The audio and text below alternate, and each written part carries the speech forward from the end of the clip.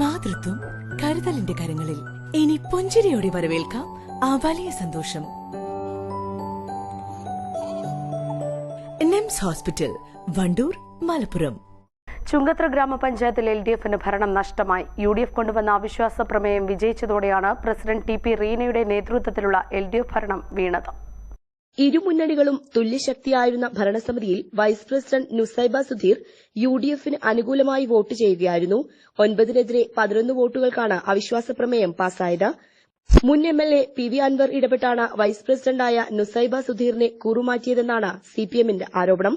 സംഘർഷ സാധ്യത കണക്കിലെടുത്ത് കനത്ത പോലീസ് സുരക്ഷയിലാണ് അവിശ്വാസ പ്രമേയത്തിൽ വോട്ടെടുപ്പ് നടന്നത്. അവിശ്വാസ പ്രമേയത്തിൽ വോട്ടെടുപ്പ് നടക്കുന്നതിന് മുൻപായി ചുങ്കത്രയിൽ LDF UDF പ്രവർത്തകർ തമ്മിൽ നേരിയ തോതിൽ സംഘർഷമുണ്ടായിരുന്നു. ഇതേ തുടർന്ന് പോലീസ് ലാത്തി വീശി. PV അൻവർ, കോൺഗ്രസ് നേതാക്കളായ VS ജോയ്, ആര്യട ഷൌക്കത്ത് എന്നിവർ ഉൾപ്പെടെയുള്ള നേതാക്കൾ ഈ സമയം സ്ഥലത്തുണ്ടായിരുന്നു. രാവിലെ 6 മണിയോടെ തന്നെ UDFലെ 10 അംഗങ്ങളും പഞ്ചായത്ത് ഓഫീസിലെത്തിയിരുന്നു. തൊട്ടുപിന്നാലെ വൈസ് പ്രസിഡന്റ് നുസൈബയും എത്തി. രാവിലെ 10ഓടെയാണ് LDF അംഗങ്ങൾ എത്തിയത്. 10:45-ന് നിലമ്പൂർ BDO AJ സന്തോഷ് പഞ്ചായത്ത് ഓഫീസിലെത്തി. 11 മണിക്ക് ആരംഭിച്ച പ്രമേയത്തിന്മേലുള്ള ചർച്ചയും വോട്ടെടുപ്പും കഴിഞ്ഞപ്പോൾ സമയം 2 മണിയായി. 11 അംഗങ്ങളും ഒരുമിച്ചാണ് പഞ്ചായത്ത് ഓഫീസിന് പുറത്തിറങ്ങിയത്. തുടർന്ന് UDF നേതാക്കൾ ഹാരമണിയിച്ച് സ്വീകരിച്ചു.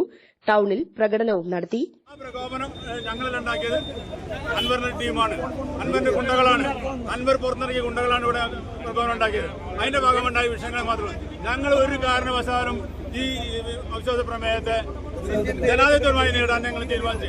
ഇതുവരെ ഞങ്ങൾ അങ്ങനെ നടത്തി പോകും. ഇതിലൊന്നും മനസ്സിലാക്കേണ്ടത് PV അൻവറാണ് മനസ്സിലാക്കേണ്ടത്.